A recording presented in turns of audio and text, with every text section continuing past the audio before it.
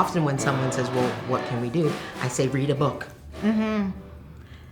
There's a way in which being in a novel gives you access to another way of understanding the world, a different way of being in the world. Yes. In ways that it's inhabiting that other space in a legitimate way. It's like a three-dimensional experience. Well, yeah, and you get it becomes a ground for empathy. Because in a strange way, you've lived that life. Absolutely. You know, at least between the front and the back cover of that book. Mm-hmm. But I think even in terms of nonfiction, it's, especially you use so cerebral, you want to learn something, you read a book. Mm-hmm. You go and take a class. Oh, yeah. Right? Oh, yeah. And so why not use that way of being in this context? Mm-hmm. Right? Go and read some books about white fragility. In fact, that's an amazing book. I think also, like, thinking about our speaker here, like J. Mace III, like some of the things that he brought into the conversation, specifically about, you know, we love to throw money at problems, right? But and often people, the easy thing to do is like, oh, well, what organization can I look at that might be touching or talking about this thing that I want to work on or figure out? But really there are, you know, it's like that is still, if we're looking at really trying to get at the heart of people, and we already know there's so many issues with our government structures, with our societal structures, and, you know, the suggestion that they made was to go on GoFundMe and find like topical searches as to, I want to help some trans-identified Black people, I want to help some trans-identified, you know, queer folks, or whomever or what, in regards to at least starting to build relationship with that. I don't know Denver. I don't know this community, but I know that there are Black people I've seen that I haven't seen in these walls. So there's community here. You know, I've seen brown folks out here. I don't know what those communities are, but if I lived here, best believe I'd be looking for them. Yeah, there's a lot of brainstorming. I think that is kind of happening for me right now. Like, oh yeah. But I think also the biggest thing is to also not. There's the idea of we want to expand and have more diversity and have more inclusion within our walls, and also I think the other thing, similar to what, you know, Dr. Wite-out said this morning, asking ourselves why and what does that look like, and really, when that does get here, when it does show up, if it shows up in its truest form, untainted by trying to fit into anything else, is that okay to this community? I think about every conference that I've only really been in this UU conference world for the last 2 years. So the experience that I've had in meeting other Black people that are within the congregations, and just the ways in which culturally we connect, you know, and it's a lot of fun. It's a lot of fun, but also being very clear as to how uncomfortable that makes other people that are like, oh, what's happening? They're assembling over there. They're assembling over there. It's getting real loud over there. And what's going to happen? Is somebody going to start fighting? Yes, right. What you like?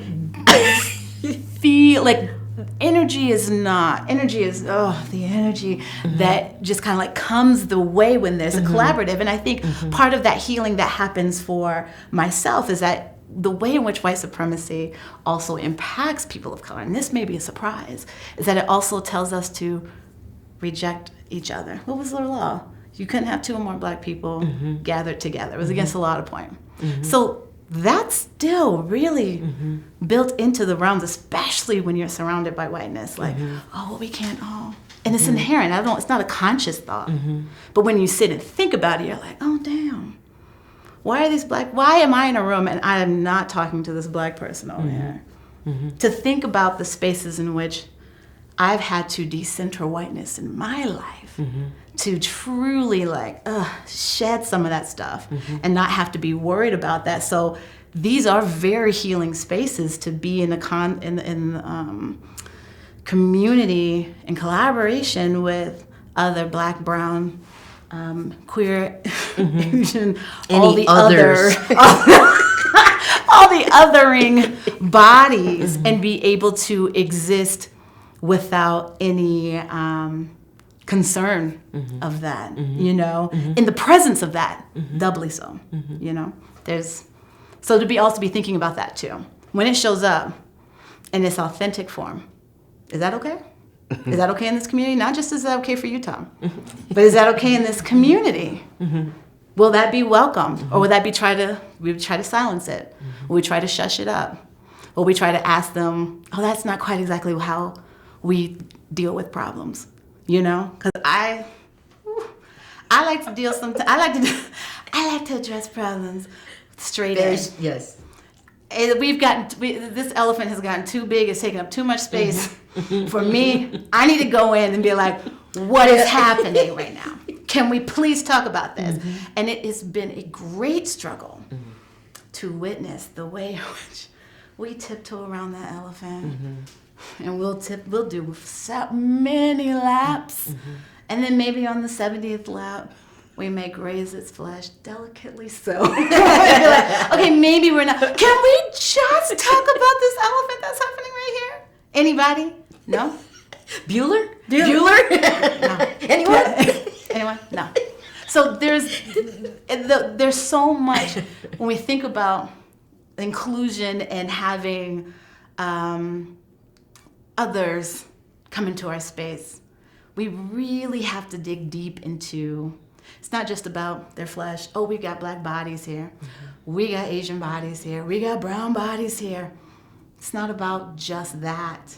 There's the whole, that's barely the surface of what we really are trying to address, and especially as people who consider ourselves progressives. Let's start to consider ourselves radical and really be thinking that all people are here all the time. Start there. If you have someone such as myself come through these doors, and I may not be the best example, no. I feel like I can get along with a lot of people. Yes. Pretty quickly. But let's say I did not have an entire lifetime of being surrounded by white people and knowing how to quickly assimilate into that space. Someone walks in that door and knows nothing really about how this is supposed to work. I'm going to put that in quotes. Yeah. How is this supposed to work? What is a reception? Really be thinking about that. One thing that I've been thinking about a lot lately is, we talk about internalized racism. Oh, yes. And I experience that differently in a UU context than elsewhere. Tell me about it. Again, because of and I sometimes talk about the ethnicity of Unitarian Universalism. Statistically and in the imagination, Unitarian Universalists are highly educated, yes, middle to upper middle class. So just take those two things. So the privileging of education, the privileging of economic status. So when I present myself in a space, there is a way in which I feel I have to constantly be mindful of how articulate I'm being at any moment. And the extent to which I can bring some kind of theoretical framework to a conversation. There's a stress that comes with that. We in Canada are doing some work that's aligned with or associated with, this notion of the eighth principle. And so that's been some of the work that I've been doing over the last year. And I had proposed, I worked with a white minister from another congregation in Ontario to bring this up for a conversation at the national level. Yeah. So I was responsible for bringing this motion forward at the annual general meeting. Yeah. And an older white gentleman came up to me and said, this is very important work. those people are very, and I'm just thinking of, and it's like, which those people are you talking about? But, those people outside, they don't really understand why it's important, why diversity is important, and those people. So they have to do that work. We need to help them do that work. And I was thinking, I think you're them. You are certainly them. But that was what was in my head. But what came out was something nonsense about microcosmic and macrocosmic systems. And I was fighting really hard to make an intellectual argument. Yes. A theoretically situated argument. Right. And so I'm having this conversation with myself. It's like, why the hell are you doing that? Why are you contorting yourself? Yes. To make this person, this older white man, probably upper middle class, very educated man, value what I'm saying. I'm just going to sit in that for a little bit. Yeah, and do a workshop, and a white person comes up to me and says, "Oh, that was really interesting." Yeah. That was really interesting. There's a voice in my head that says, "Oh," a little patronizing the little black girl. "Well, it's very good that you were able to come out and do a little presentation. How very sweet of you." So that stuff. Yeah. That when we're talking about white supremacy, that's often stuff we don't talk about. Oh, for sure. For sure. But it is solidly work that we have to do to shed and get free. And how do we get free?